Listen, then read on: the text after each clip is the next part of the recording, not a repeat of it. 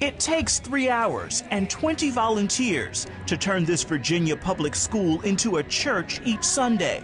And the Sunlight congregation has been meeting here since 2004. Pastor Herschel Adams has watched his congregation grow from just 9 people to more than 300. But when people are coming into this church, when they walk into these doors, many times there are lives hanging in the balance. Meeting in a school building has given Sunlight room to expand with a children's church and a ministry to teens. Holiness, holiness. Where would Sunlight be right now if you didn't have the relationship that allows you to meet in a public school?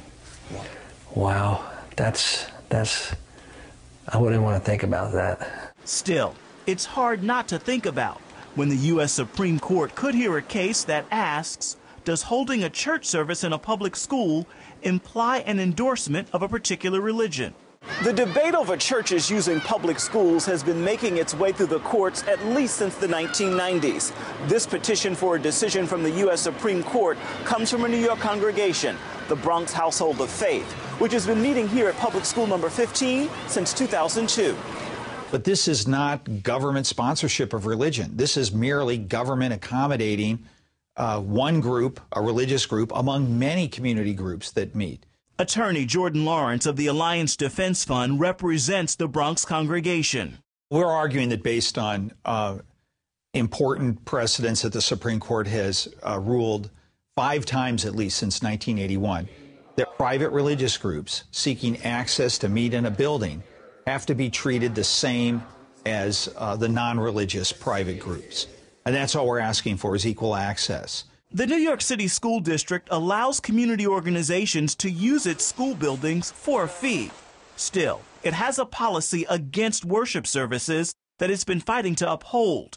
In a written response to the Bronx Household of Faith Supreme Court petition, an attorney for the district said, the department is quite properly concerned about having any school in this diverse city identified with one particular religious belief or practice. The Supreme Court has said that you can't exclude the religious groups simply because they're talking about religion, and New York City is doing that very thing. That's why we're hoping the Supreme Court will take the case and reverse in favor of religious liberties.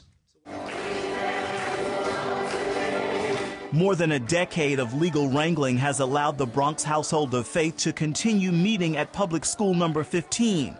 It's now one of about 60 congregations holding worship services in a New York public school. But the future is uncertain. Chicago, Philadelphia, Los Angeles, Miami, Houston, on and on and on. They all allow this. And in fact, a lot of the people who are listening to this might think, well, you know, it's pretty routine in our community for churches or other religious groups to rent the schools on the weekends. And that's typical.